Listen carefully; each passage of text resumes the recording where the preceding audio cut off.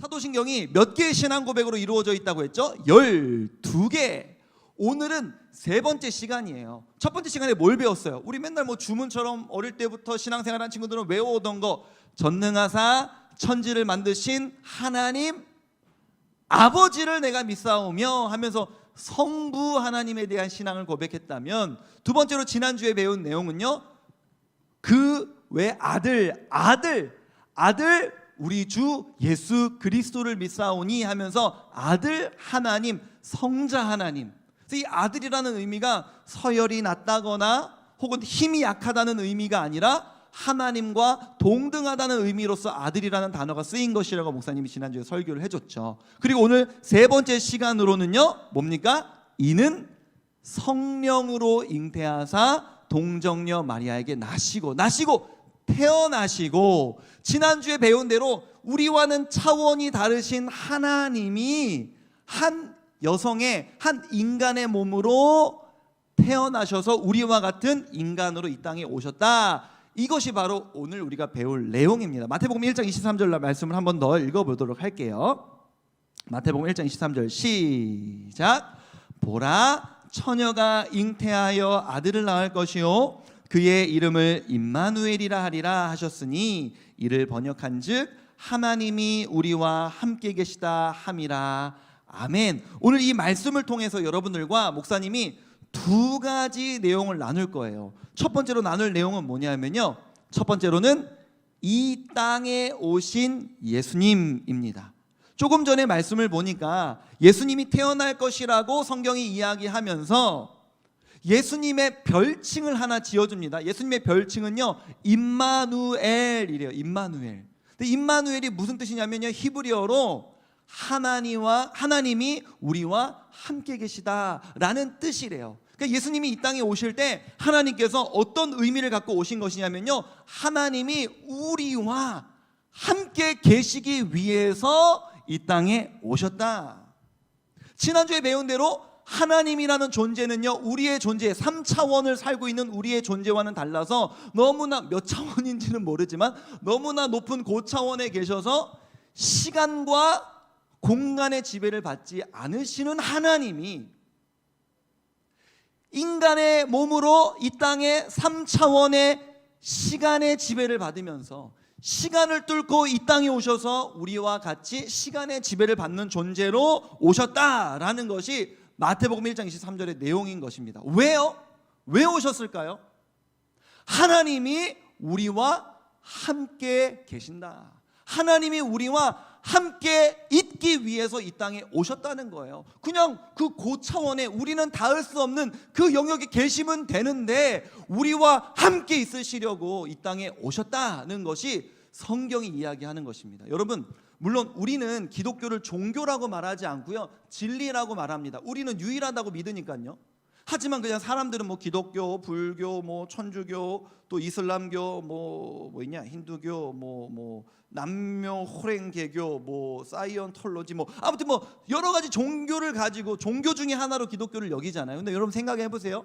인간이 이 땅을 살아오면서요, 가졌던 어떤 그 모든 신과는요, 인간이 그 신적 존재를 열심히 찾아가는 거였어요. 그리스 로마 신화를 보세요. 인간이 신적 존재의 놀이객감, 장난감이 되잖아요. 신적 존재가 막 비행을 저지르고 탈선을 할 때 이용되는 존재가 인간이었거든요. 늘 인간은 자기 자신을 그렇게 인식했습니다. 하지만 기독교만은 하나님과 인간의 관계에서 뭐라고 이야기하냐면, 언제나 하나님은 우리를 찾아오시는 분이다. 우리가 하나님을 찾기 전에 먼저 우리를 찾아오셔서 함께 계셔주시는 분이다라고 성경은 우리에게 이야기하는 것입니다. 여러분, 함께 있다는 것이 얼마나 여러분 중요한 일인 줄 아세요? 우리 청소년들이 요즘에 살아가면서 마음이 외로운 것 중에 가장 큰 요인이 뭡니까? 친구들이 나와 함께 있지 않다고 느낄 때. 아니요, 내가 4명 5명의 친구들의 무리와 함께 있긴 있는데 이 친구들과 내가 정말 함께 있다고 느끼지 않을 때 외로운 거 아닙니까? 이 30명이 어떤 그룹에 내가 소속되어는 있는데 군중 속에서 나는 외롭다고 느껴질 때, 함께 있는 것이 아니라고 느낄 때 우리가 외로운 거 아니에요? 함께 있다는 것은 너무나 중요한 것이거든요. 하나님이 이 땅에 왜 오셨대요? 이 땅으로 오신 예수님 왜 오셨대요? 우리와 함께 있으려고 오셨대요.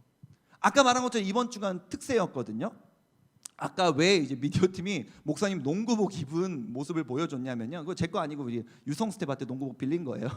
왜 이렇게 농구복 빌려갖고 목사님이 특세를 참여했냐면, 특세에서 목사님한테 홈큐를 이제 맡긴 거예요. 우리 김규린 목사님이랑. 그래서 목사님이 막 특세는 홈큐 뭐 이러면서 특세 때마다 그 엄숙한 예배 시간에 목사님이 막 하나 둘 셋 넷 막 하면서 막 체조를 했거든요. 여러분들은 우리 원래 홈큐가 청소년 부서에 있었던 큐티 컨텐츠잖아요. 알고는 있나요? 한 50% 정도 알고 한 50% 정도 모르는 거 아니니? 목사님이 큐티를 같이 운동하면서 해보자고 홈큐를 했었는데요, 사실은 청소년 부서에서는 망한 컨텐츠였죠. 여러분들이 봐주지 않았어요. 여러분들이 봐주지 않았지만 특세에서는 대박이 났답니다. 어쩐지 좀 이상했어. 뭐 맨날 홈큐를 올리면은 여러분들은 댓글을 안 달고 이상하게 부모님들이 댓글 다시고 선생님들이 자꾸 댓글을 다시면서 너무 좋아요 너무 좋아요 이러시는 거예요. 우리 부모님들은 좋아하시는데 왜 애들은 안 좋아하지 하는데, 부모님들 앞에서 목사님이 홈큐 하니까 대박이 나더라고. 그래서 청소년 컨텐츠가 아니라 작년 컨텐츠였던 걸로 목사님은 정리를 했는데요. 그렇게 목사님 이번 특세 때 홈큐도 하고, 우리 선생님들 부모님들 혹시 보고 계신다면 모르셨겠지만 왜 매일매일 카톡이 왔잖아요. 교회에서 카톡이 오면서 나에게 이번 특세는 땡땡땡이다, 나를 울린 한 문장은 이것이다, 나의 인생 찬양은 뭐다, 뭐 이렇게 보내주는 팀을 이제 특세 은혜 플러스 팀이었는데, 제가 특세 은혜 플러스 팀이기도 했거든요. 홈큐 팀도 하고 특세 은혜 플러스 팀도 하고, 특세 마지막 날 또 저한테 방송팀이랑 이제 특세팀에서 저한테 브이로그를 찍어서 올리라는 거예요. 그래서 특세 때 제가 여러분 브이로그도 찍었거든요. 한번 영상 한번 찾아보세요. 여러분 뭐 특세 현장 궁금하시죠? 저와 함께 가보실까요? 뭐 이러면서 목사님이 영상을 찍었거든요. 왜 영상을 찍었냐면, 방송팀이 저한테 이게 종종 물어봐요. 아니 목사님, 송림고등부는 왜 이렇게 영상이 이렇게 멋있어요? 늘 이렇게 물으면 어떻게 편집하세요? 목사님이 하세요? 이렇게 물어봐. 그런 게 아니고 저희 부서에 미디어 팀이 되게 훌륭하고 한 형제가 있는데 거의 뭐 영혼을 갈아 넣다시피 해갖고 영상을 만들어내는 형제가 있어요. 그래서 우리 기영 스텝 말하는 거예요. 그래서 막 그런 그 형제가 있어서 너무 참 우리 영상들이 늘 예쁘다 그렇게 말씀을 드렸더니, 근데 지난번에 브이로그도 찍었잖아요. 브이로그 찍었죠. 그건 어떻게 하신 거예요?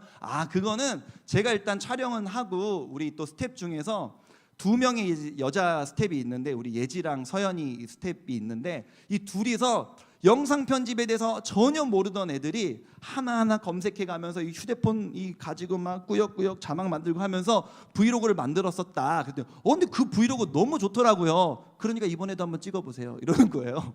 그래서 제가 결국에는 우리 장서연 스텝과 우리 차혜지 스텝 때문에 브이로그를 찍게 됐는데, 그러면서 이제 잘 찍어서 제 역할은 뭐였냐면, 여러분 영상이 여러분 눈앞에 보여지기까지는 먼저 촬영을 해야 돼요.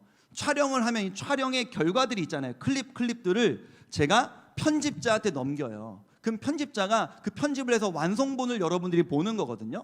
그래서 제 역할은 뭐냐면요, 영상을 잘 찍어서 방송팀에게 넘겨주세요. 이게 제 역할이었어요. 그래서 열심히 영상을 찍었죠. 그리고 방송팀에 이 영상 클립들을 전달하러 갔더니, 이번 특세가요, 여러분이 지금 이 예배를 온라인으로 드리고 있듯이 특세도 온라인으로 진행이 됐거든요. 근데 이 온라인으로 진행되면 누가 제일 바쁜지 알아요? 미디어를 담당하는 사람들이 제일 바빠요. 그러니까 우리 교회의 미디어 직원들은요, 특세 기간 동안 거의 매일 밤을 새거든요.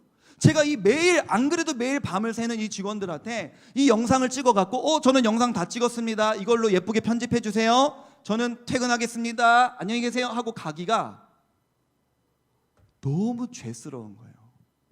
이분들은 밤을 새고 있는데 내가 그냥 할 일을 더 띡 던져주고 집에 나는 쏠랑 가는 게 너무 미안한 거예요. 그래서 제가 이거 클립을 전달하러 갔다가 나도 모르게 제가 앞부분에 제가 할 수 있는 부분까지 제가 편집을 하겠습니다라고, 내가 편집을 하겠다고 말을 해버렸네. 그래갖고 제가 편집을 하기 시작했어요. 편집을 하고 나서 남은 중간 부분부터 뒷부분까지는 이 방송팀에서 편집을 해줘야 되는데, 다시 갔는데도 여기가 너무 바쁜 거예요. 그래서 안 되겠다. 나는 영상 편집 기술이 높지 않아서 내가 끝까지 편집할 수는 없지만 옆에 그냥 같이 있자. 그 사람들이 밤 늦게까지 거의 밤을 새다시피 편집을 하는 과정 속에 그냥 제가요, 그 교역자실도 아니고요, 방송실에 의자를 그냥 펴놓고 눌러 앉아버렸어요. 그 옆에서 그냥 뭐 했을까요? 농담 따먹기 하고, 아이고, 어이구, 예뻐요.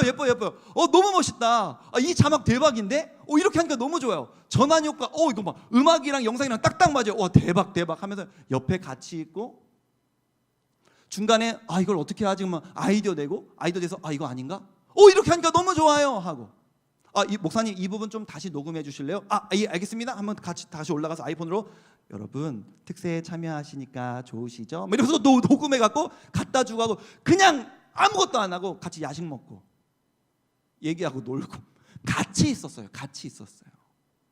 거의 밤을 새다시피 같이 작업을 했거든요.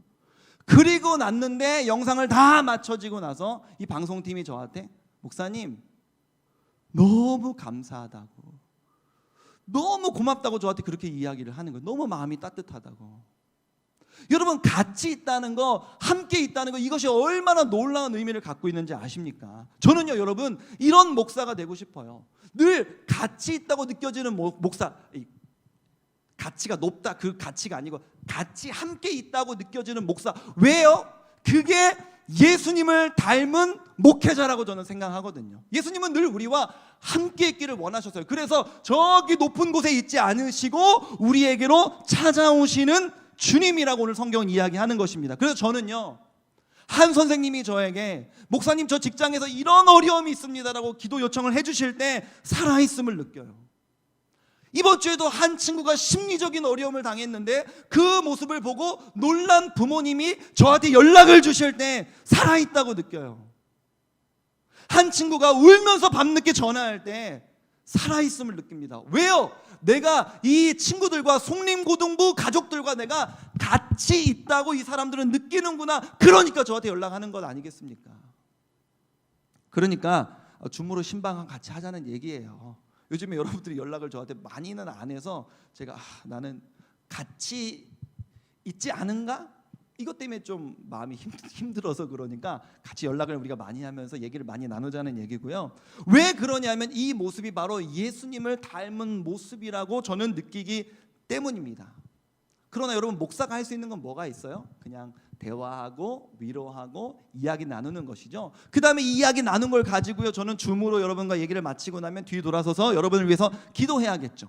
하나님, 사랑하는 우리 아이들을 위해 기도합니다. 오늘 대화 나눈 이 아이를 위해 기도합니다 라고 하는데 제가 할 수 있는 역할은 여기까지입니다. 근데 중요한 건 뭐냐면요, 제 기도를 받으시는 분이 누구예요? 그 하나님, 제 기도의 대상이신 그 하나님이 여러분과 같이 있고 싶어서 이 땅에 오셨다. 그분이 바로 예수님이라고 오늘 성경은 마태복음 1장 23절은 여러분에게 이야기하는 것입니다. 왜 이 땅에 오셨다고요? 같이 있으려고. 임마누엘, 하나님이 우리와 함께 계시다. 예수님이 이 땅에서 3년 동안 사역을 하시다가요, 이 땅을 떠나가실 때 33살 즈음에 떠나가실 때 뭐라고 밑에 있는 이 제자들에게 말씀을 남기시면서 승천하셨냐면요, 마태복음 28장 20절입니다. 마태복음 28장 20절 함께 읽어보겠습니다. 시작. 내가 세상 끝날까지 너희와 항상 함께 있으리라. 예수님이 이 땅을 떠나시면서도 우리에게 하시고 싶은 말씀, 우리가 기억하기를 바라신 말씀, 마태복음 마지막 장 마지막 절에 해주신 말씀이 뭐라고요? 내가 너희와 항상 함께 있겠다. 예수님은 그 하늘의 더 고차원적인 존재로만 머무신 것이 아니라 이 땅의 시공간의 지배를 받는 3차원적인 존재로 우리 가운데 오셔서 우리와 함께 계셨기 때문에 히브리서 4장 15절에서 이렇게 이야기하는 것입니다. 함께 읽어볼까요? 히브리서 4장 15절 시작.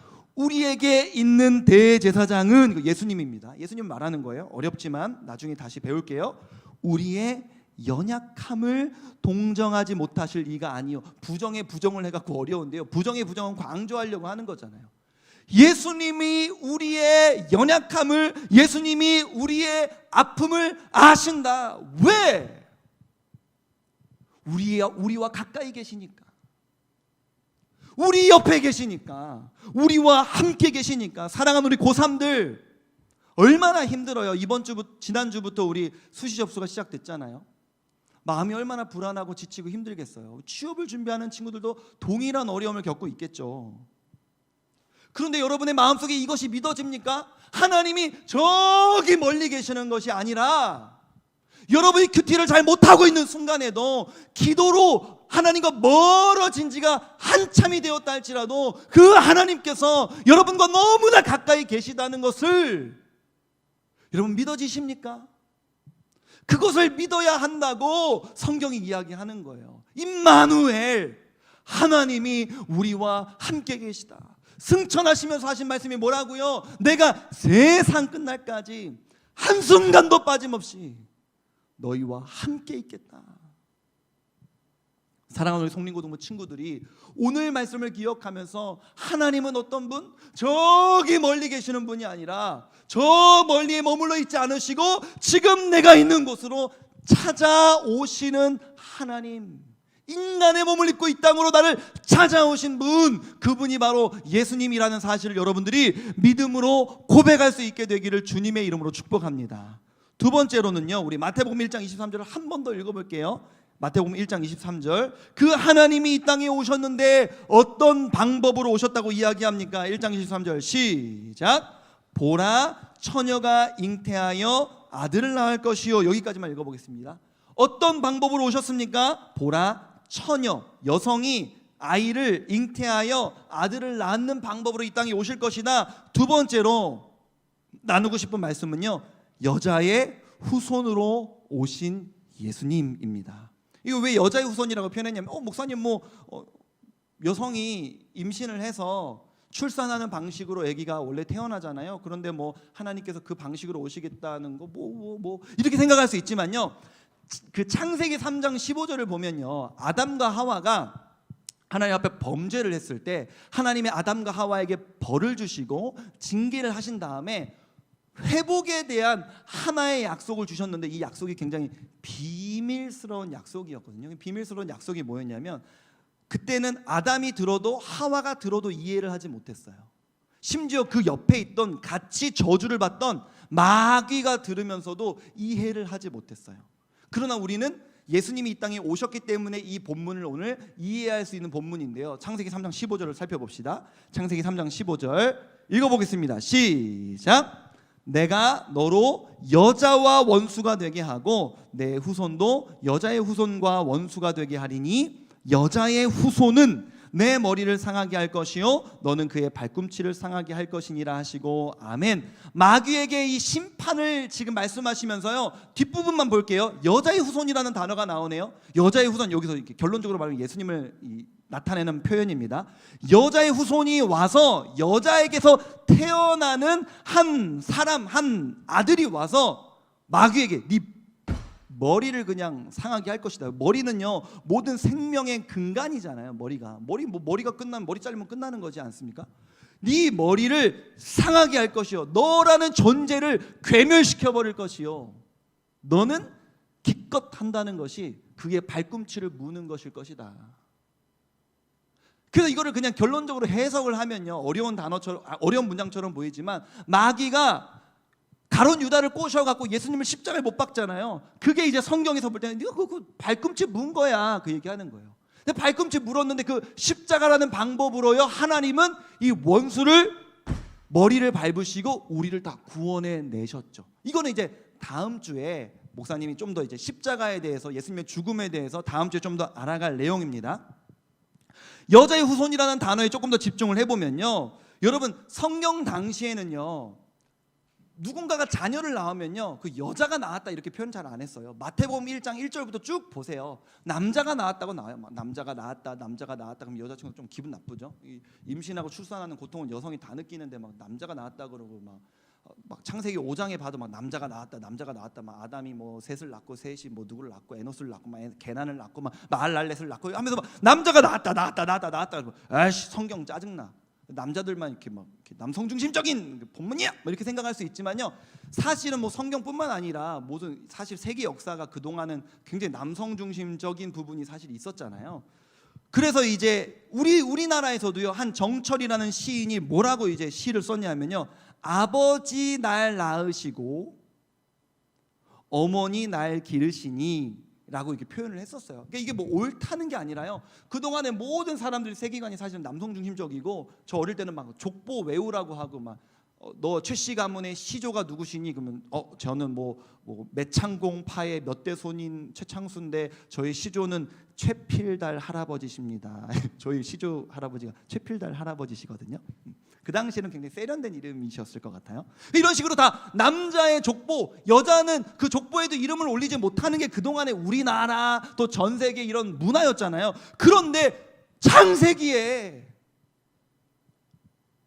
여자의 후손으로 아들이 올 것이라고 이야기하고 있는 거예요. 여자의 후손, 남자의 후손이 아니라 여자의 후손이라고 엄청난 표현을 하고 있는 것입니다. 그 당시 문화에서는요.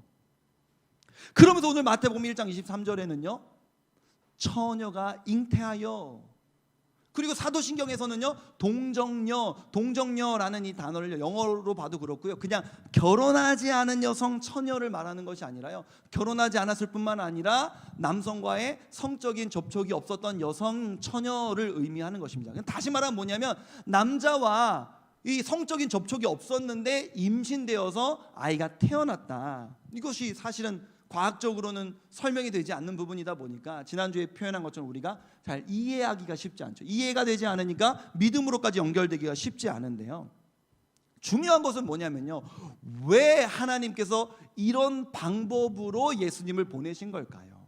왜 여자의 후손으로 처녀의 몸에 임신되어 출산하는 방식으로 예수님을 이 땅에 보내주신 건가요? 하나님의 아들이 곧 하나님이라 그랬잖아요. 그 하나님이신 예수님이 이 땅에 오셨는데 사람으로 오셔야 했습니다. 왜요? 우리의 죄를 짊어지기 위해서. 사람이 지은 죄를 사람에게 짊어지도록 하기 위해서 예수님을 사람으로 보내신 거예요. 그런데 그러면 아무나 하면 되지, 왜 성령으로 잉태해서 우리가 믿을 수 없는 방법으로 오셨습니까? 여러분, 모든 사람은요 다 죄인이거든요. 태어날 때부터 죄인이거든요. 그런데 죄인들이, 나도 죄인인데 내가 니네들의 죄를 어떻게 짊어지냐? 나도 죄인인데. 그렇기 때문에 예수님은 죄가 없는 인간으로 오셔야 했습니다. 그래서 예수님은 하나님이시며 죄가 없는 완전한 인간이셨거든요. 그 예수님, 그 존재로 오셔야만 우리의 십자가를 지실 수 있는 분으로, 구원자로 하나님께서 삼으실 수 있었던 거예요. 이거는 이제 다음 주로 어렵죠. 다음 주로 이거 넘길 거예요. 다음 주가 십자가여서. 그래서 지난주에 목사님이 다음에 배울 거예요라고 했던 뭐 제사장 이야기, 그 다음에 오늘 뭐 다음에 배울 거야라고 했던 예수님은 완전한 하나님이시며 완전한 사람이셨습니다. 그 이야기를 다음 주 우리 십자가를 통해서 함께 배워보도록 할 텐데요, 오늘 내용을 결론을 맺으며 목사님이 오늘 여러분에게 가장 깊게, 가장 뜨거운 가슴으로 좀 전달하고 싶었던 메시지는 뭐냐면요, 하나님이 우리와는 차원이 다른 그 천상적 존재로만 느껴지는 그 하나님이 그곳에 계시지 아니하고 우리가 있는 3차원의 시간과 공간의 지배를 받는 존재로 이 땅에 오셨다. 왜? 임마누엘, 하나님이 우리와 함께 있으시기 위해서. 여러분, 사랑하는 우리 선생님들, 우리 부모님들, 구약 성경부터 신약 성경까지는요 계속해서 하나님께서 인간을 찾아오시는 이야기입니다. 하나님은 여러분을 찾아가십니다. 여러분이 바로 그곳으로 하나님 찾아가시는 분이신 줄로 여러분 믿으시기를 바라요. 여러분의 삶에 어떤 어려움이 있습니까? 하나님 저 멀리 계신 분이 아니라 지금도 우리를 찾아오시는 분임을 우리가 기억하면서 우리가 함께 찬양하며 나아갔으면 좋겠습니다. 오늘 말씀을 기억하면서 함께 찬양할 가사의 고백은요, 당신은 시간을 뚫고입니다. 예수님, 당신은 시간을 뚫고 이 땅에 오셨습니다. 그 하늘은 우리가 없어서, 우리 없는 곳에 계시고 싶지 않아서 이 땅에 우리가 있는 곳에 오셨습니다. 이 땅에 왜 오셨습니까? 우리와 함께 있고 싶으셔서 우리의 죄를 짊어지고 십자가를 지시려고 편안함을 버리고 오셨습니다. 그리고 우리에게 평안함을 주셨습니다. 그 하나님, 여기서 말하는 그 하나님, 예수님, 우리와 지금도 함께 계시는 줄을 내가 믿습니다 라는 이 고백으로 우리 함께 나아가길 원합니다. 함께 고백하겠습니다.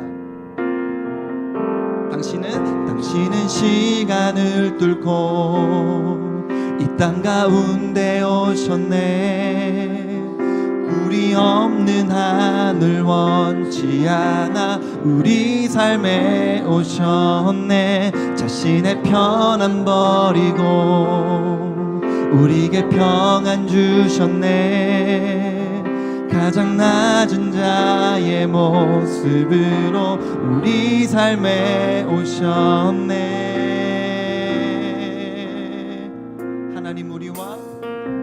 하나님 우리와 영원히 함께 하시네. 꿈없는 우리에게 그 나라 보여주시네. 연약한 자들의 친구가 되어주시고 힘없는 우리의 인생을 위로하시네. 우리 한 번 더 고백하길 원합니다. 당신은 시간을 뚫고 이 땅 가운데 오셨네. 우리 없는 하늘 원치 않아 우리 삶에 오셨네. 자신의 편안 버리고 우리에게 평안 주셨네. 가장 낮은 자의 모습으로 우리 삶에 오셨네. 하나님 우리와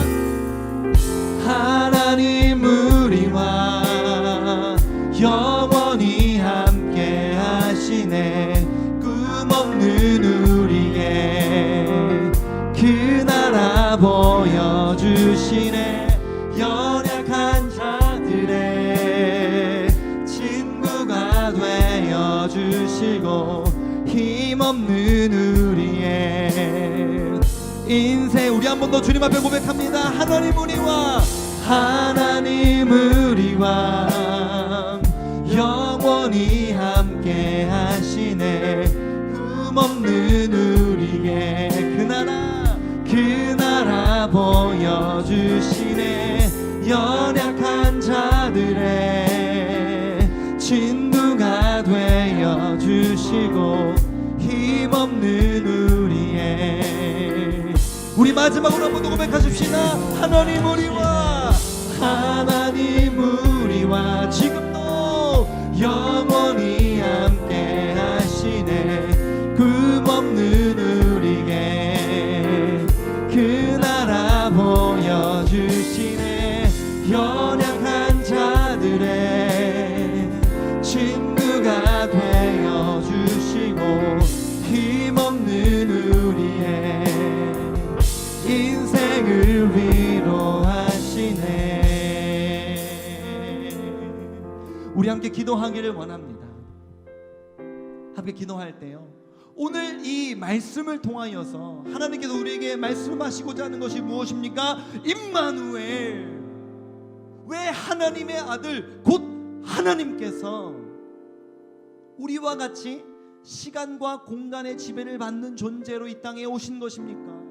여러분 생각을 해보세요. 신적 존재가 인간의 몸으로 이 땅에 온다면 어떤 일이 벌어질까요? 우리와 똑같이 배가 고프고, 우리와 똑같이 오랫동안 걸어가면 다리가 아프고 힘들고. 그래서 성경에 보면 예수님이 내가 목마르다, 내가 배고프다, 그 먼 길을 걸어가시는 장면들이 종종 나오시거든요. 왜 그런 시간과 공간의 지배를 받는 존재로 오셨을까요? 우리와 함께 있으시려. 그리고 똑같이 배고프었고, 똑같이 상처받았고, 똑같이 목말랐고, 똑같은 고통을 느꼈기 때문에 우리의 아픔을 아신다고 성경은 이야기합니다. 같이 기도할 때 주님이 멀리 계신 분이 아니라 지금 바로 내 옆에 계신 분이신 줄로 믿습니다. 내가 힘들 때, 내가 아무리 기도해도 듣지 아니하시는 분이 아니라 내 마음을 아시고 내 어려움을 아시며 지금도 나와 함께 하시는 분이라고 내가 믿음으로 고백할 수 있도록 나에게 믿음을 더하여 주옵소서. 우리 다 함께 통성으로 주여 부르시고 기도하시겠습니다. 주여. 은혜로우신 아버지 하나님, 사랑하는 성리고등부 친구들을 붙잡아 주시기를 원합니다. 하나님, 대한민국에서 청소년 특별히 고등학교로 산다는 것만으로도 하나님 쉽지 않은 일입니다. 하나님, 사랑하는 우리 아이들 이 코로나 상황 속에서 얼마나 많이 힘든 상황 가운데 놓여져 있습니다. 고3들 하나님 수능도 연기되고 여러 가지로 변경된 이 일정 속에서 혼란스럽습니다. 이 시간들을 재수생들은 기회로 여길 텐데 라고 느끼며 마음이 불안해하는 가운데 있습니다. 하나님, 이 힘겨운 상황 가운데 우리가 하나님 할 수 있는 것이 무엇입니까? 하나님, 심지어 이 목사도 예수님을 닮아 이 친구들과 계속해서 함께 있고 싶습니다. 그런 목사 되고 싶습니다. 하지만 목사가 할 수 있는 것은 밥 사주는 것, 만나서 얘기 나눠주는 것, 그리고 그 아이들의 기도 제목을 갖고 기도해주는 것입니다. 그러나 하나님, 저희의 기도의 대상이신 그 주님이 이 아이들의 문제를 다 해결하실 수 있는 능력이 있으신 그 주님께서 우리의 삶의 현장으로 찾아오셨다고 성경은 이야기합니다. 가까이서 우리와 동행하신다고 이야기하십니다. 사랑하는 우리 친구들이 어떤 힘듦 가운데 있다 할지라도 한 친구는 하나님 친구와의 관계가 사라짐으로 말미암아 외로움에 지쳐 흐느끼는 마음으로, 또 어떤 친구는 미래에 대한 불투명함 때문에 막막한 미래의 현실로 인하여서, 어떤 친구는 부모님과의 갈등으로 인하여 어릴 때부터 사랑받지 못한 나의 그 아픈 마음이 청소년 시기에 발산되며 이해할 수 없는 분노와 우울감으로 힘들어하는 우리 아이들이 있습니다. 하나님, 그럴 때 우리가 할 수 있는 것이 무엇입니까?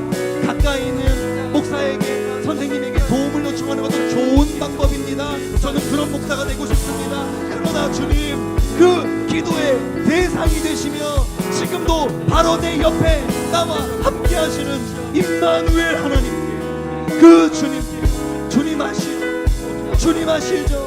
내 모든 아픔과 내 모든 상처를 주님 아시죠? 그 주님께 기도하는 것인 줄로 믿습니다. 사랑하는 우리 아이들을 붙잡아 주셔서, 하나님은 멀리 계신 분, 나의 입시의 문제, 나의 상처의 문제 따위에는 관심도 없고 관심이 있으신 사람들 공감하실 수 없는 분이 아니라 그 하나님이 이 땅에 오셔서 우리와 가까이서 우리 아픔을 다 함께 느끼셨기에, 인간에게 당한 배신, 누가 가장 큰 배신을 당했습니까? 가난, 누가 가장 가난했습니까? 육체적인 고통, 누가 가장 큰 육체적인 고통을 받았습니까? 그 수많은 고통을 체험하신 그 주님께서 우리의 아픈 마음을 아시는 줄로 믿습니다. 그 고백으로 하나님, 우리 아이들이 나아갈 수 있도록 인도하여 주옵소서. 함께 찬양합니다. 주님이 우리의 아픈 마음을 아시네. 가까이서 우리의 아픔에 공감하시네. 우리 가운데 찾아오셨던 그 주님이 우리의 모든 상황에 공감. 우리 한 번 더 주님 앞에 노래하십시다. 주님이 우리의 아픈 마음을 아시네. 가까이서 우리의 아픔에 공감하시네. 우리 가운데 찾아오셨던 그 주님이 우리의 모든 상황에 공감. 우리 마지막으로 한 번 더 주님 앞에 고백합니다. 주님이 우리의 아픈 마음을 아시네. 가까이서 우리의 아픔에 공감하시네. 우리 가운데 찾아오셨던 그 주님이 우리의 모든 상황에 공감하시네. 은혜로우신 아버지 하나님, 하나님은 어떤 분이십니까? 세상이 말하는 모든 종교의 하나님은, 그 세상 모든 종교의 신적 존재는 인간을 가지고 노는 자입니다. 인간을 노예로 부리는 자입니다. 그러나 우리의 하나님은 어떤 분이십니까? 하늘 보좌 버리시고 시간을 뚫고 이 땅에 오셔서 우리와 같은 배고픔, 우리와 같은 육체적인 고통, 우리와 같은 마음의 상처를 받으신 분이라고 성경은 이야기합니다. 우리가 믿는 예수님은 어떤 분이십니까? 임마누엘, 하나님이 우리와 함께 계시다. 은혜로우신 아버지 하나님, 우리는 미래에 대한 불투명 때문에 힘들어합니다. 어린 시절에 아버지가 돌아간 것으로 보이는 예수님,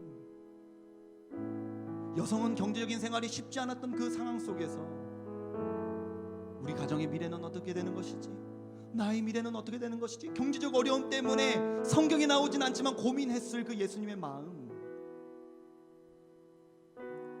우리는 인간에 대한 상처 때문에 아파합니다. 누가 가장 큰 배신과 누가 가장 큰 인간으로부터의 상처를 받으셨습니까? 우리는 때로 몸이 아플 때 힘들어합니다. 누가 이 땅에서 느낄 수 있는 가장 큰 육체적인 고통을 당하셨습니까? 우리와 같이 되셔서 우리의 모든 아픔을 아시는 그 주님께서 우리의 삶의 모든 형편과 어려움을 아시는 줄로 믿습니다. 우리의 아픔과 상함과 힘든 마음을 놓고 주님께 나아갈 때, 야, 그딴 것으로 넌 힘들어하냐? 그거 갖고 힘들어하냐? 이 믿음이 없어 너는. 그래서 우리를 판단하고 정죄하시는 분이 아니라 공감하시며 우리를 위로하고 격려하시는 주님이신 줄로 믿습니다. 우리 친구들 일주일 동안도 삶을 살아갈 때 어떤 힘든 일이 닥친다면 첫 번째로는 옆에 있는 목사님과 선생님들께 도움을 구하는 것도 좋은 방법입니다. 당장 내 눈에 보이는 선생님, 목사님께 연락하여, 목사님 저 이거 힘들었어요. 아주 좋은 방법입니다. 동시에 더 중요한 방법, 더 본질적인 방법, 지금도 내 앞에서 나와 함께 하시는, 나의 모든 문제를 해결하실 수 있는 목사의 기도의 대상이 되시는, 우리의 기도의 대상이 되시는 그 주님께 나아가 나의 상황을 기도로 아랠 때 주님 공감하시고 그 기도 가운데 응답하여 주실 것을 믿습니다. 사랑하는 우리 친구들이 이번 한 주간도 멀리 계신 하나님이 아니라 지금도 매일매일 매 순간순간 나를 찾아오시는 하나님을 경험하고 의지하며 살아갈 수 있는 이번 한 주가 될 수 있도록 주여 은혜를 베풀어 주옵소서.